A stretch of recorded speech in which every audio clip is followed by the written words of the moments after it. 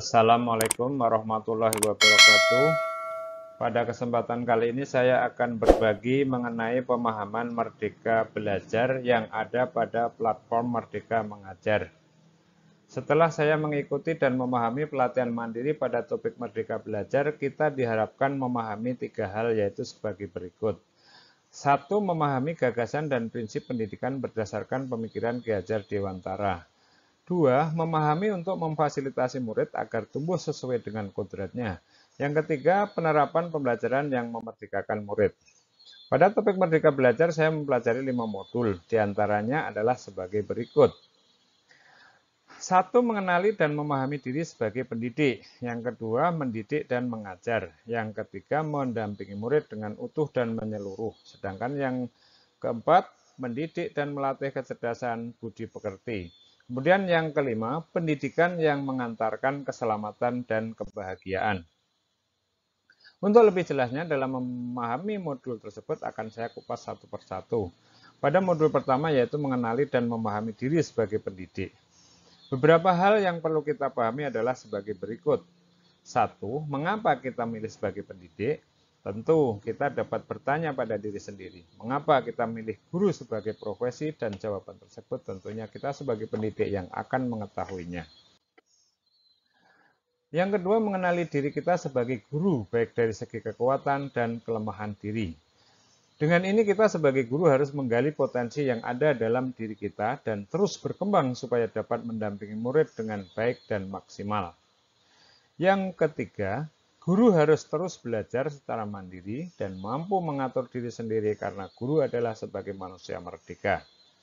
Menurut Ki Hajar Dewantara, manusia merdeka adalah manusia yang hidupnya bersandar pada kekuatan sendiri, baik lahir maupun batin, dan tidak bergantung pada orang lain. Yang keempat, mampu membawa murid-murid untuk menjadi pribadi yang mandiri dan merdeka.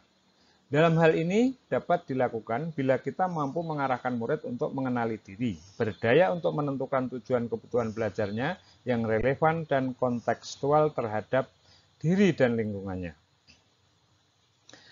Yang kelima, guru harus menyelaraskan agar dapat menjadi pendidik yang relevan dengan perkembangan zaman. Kita harus menyadari bahwa murid kita saat ini generasi digital native, maka kita harus hadir sebagai sosok pendamping dalam pendidikan mereka dan guru harus beradaptasi dengan perkembangan zaman, sehingga kita dapat berperan sebagai pendidik yang relevan dengan konteks murid dan zaman. Yang keenam, pendidik menuntun kekuatan kodrat yang ada pada murid. Kita sebagai guru harus berperan sebagai pendidik untuk menuntun kekuatan kodrat yang ada pada diri murid. 7. Guru harus mempunyai semangat dalam mendidik murid. Guru yang semangat untuk mendidik murid dapat sebagai trigger pada semangat murid untuk mengikuti kegiatan belajar yang menyenangkan.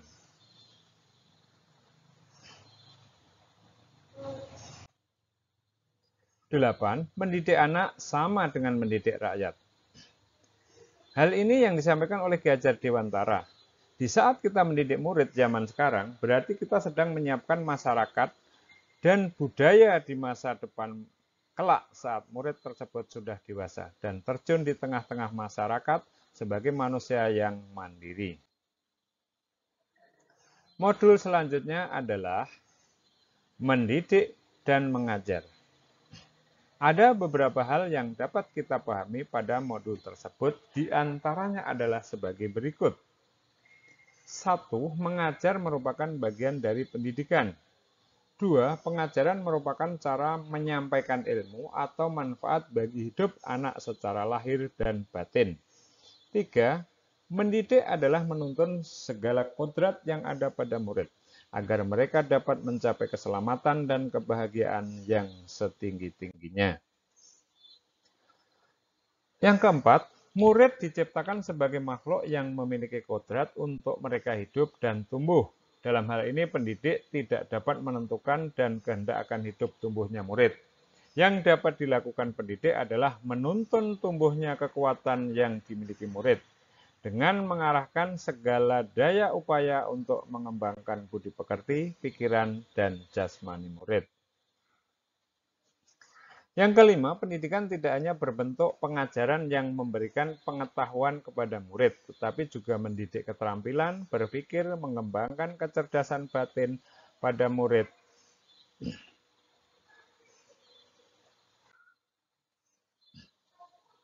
6. Setiap murid memiliki kekuatan yang memerlukan tuntunan orang dewasa.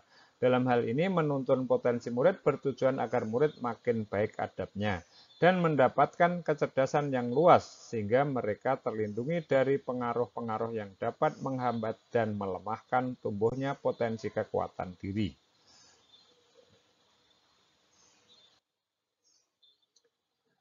7. Hilangkan dan tinggalkan sistem pendidikan pemerintah dan sanksi yang diwariskan oleh metode pengajaran kolonial Belanda. Hal ini mungkin masih sering terjadi pada pendidikan saat ini.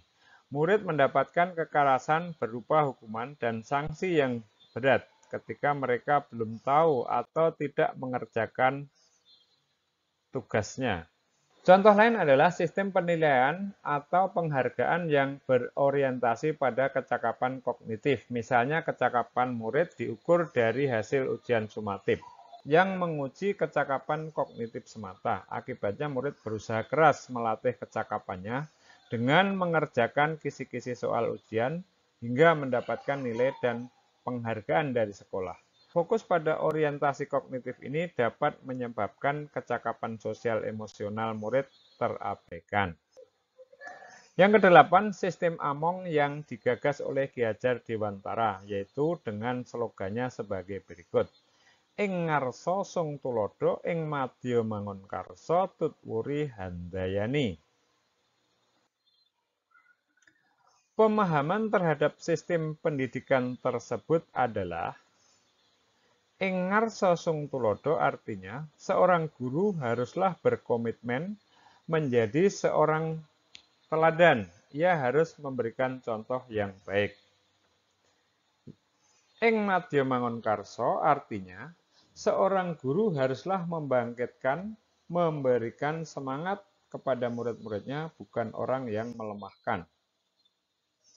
Tutpuri handayani artinya seorang guru haruslah memberikan dorongan atau menjadikan murid-muridnya orang-orang yang mandiri atau orang-orang yang merdeka, tumbuh kembang secara maksimal.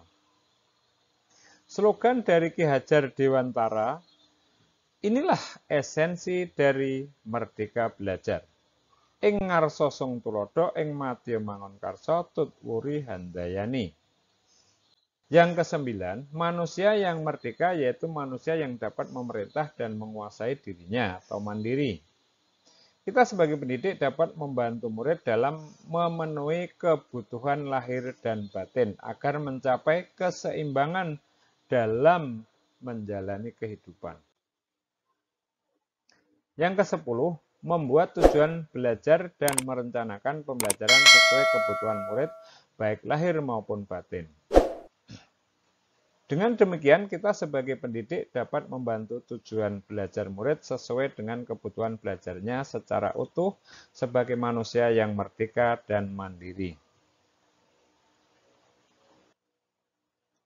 Modul selanjutnya adalah mendampingi murid dengan utuh dan menyeluruh.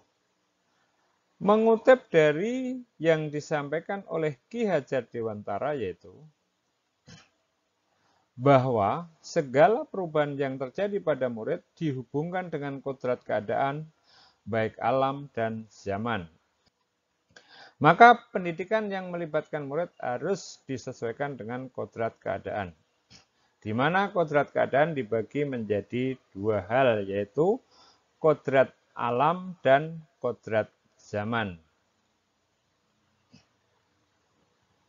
Hubungan dari kodrat keadaan pada dunia pendidikan dapat dipahami sebagai berikut. Yang pertama, kodrat alam yang berkaitan dengan sifat dan bentuk lingkungan di mana murid berada, misalnya murid yang tinggal di perkotaan, maka dalam mendidik disesuaikan dengan kodrat alamnya di mana murid tersebut berada. Yang kedua, kodrat zaman adalah bagian dasar pendidikan murid yang berhubungan dengan isi dan irama pendidikan yang bergerak dinamis, sesuai dengan perkembangan zaman. Contohnya, murid zaman sekarang yang berada pada pendidikan abad ke-21, dengan demikian kita harus menyelaraskan pendidikan murid berdasarkan kodrat tersebut. Bekali diri kita dengan memahami dari lingkungan di mana murid tersebut hadir, dan bekali diri kita dengan teknologi pada abad ke-21 supaya kita mampu mendampingi murid dengan utuh dan menyeluruh. Dari kedua hal tersebut di atas, pendidikan dapat bergerak dinamis menyesuaikan keadaan zaman yang terus bergerak begitu cepat. Kita tidak bisa mencegah perubahan zaman, sehingga cara guru mengajar dan mendidik murid harus sesuai dengan perkembangan zaman. Guru dapat merancang pembelajaran yang berkelanjutan, terbuka, dan berdasarkan budaya. Tiga asas ini yang dinamakan asas trikon, kontinu, konvergen, dan konsentris. Penjelasan dari asas trikon ini adalah sebagai berikut. 1. Kontinu artinya pengembangan yang dilakukan harus berkesinambungan, dilakukan secara terus-menerus dengan perencanaan yang baik. 2. Konvergen artinya pengembangan yang dilakukan dapat mengambil dari berbagai sumber dari luar. Yang ketiga, konsentris artinya pengembangan pendidikan yang dilakukan tetap berdasarkan kepribadian kita sendiri. Pada modul keempat yaitu mendidik dan melatih kecerdasan budi pekerti. Sebagai pendidik, tidak hanya dapat membantu kecakapan murid pada kecakapan kognitif saja, tetapi kita harus membantu dalam menumbuhkan kecakapan budi pekertinya. Dalam memahami budi pekerti atau watak dapat kita pahami sebagai berikut. Yang pertama, budi pekerti atau watak merupakan hasil dari bersatunya gerak dan pikiran, perasaan, dan kehendak atau kemauan sehingga menimbulkan suatu tenaga. Yang kedua, budi pekerti merupakan perpaduan cipta dari sisi kognitif, rasa, afektif, sehingga menghasilkan karsa atau psikomotorik. Yang ketiga, tempat paling utama dalam menumbuhkan budi pekerti adalah berawal dari lingkungan keluarga, sedangkan pendidik di sekolah juga berperan dalam menanamkan budi pekerti. Oleh karena itu, dalam mendidik murid harus ada komunikasi antara orang tua, yaitu dari pihak keluarga dengan pendidik dalam hal ini guru di sekolah supaya dapat merumuskan bentuk pendidikan budi pekerti yang sesuai dengan kebutuhan murid. Yang keempat, pendekatan pendidikan dari teori konvergensi yang dirumuskan oleh Ki Hajar Dewantara yaitu dengan menggabungkan pendekatan teori tabula rasa dan teori negatif.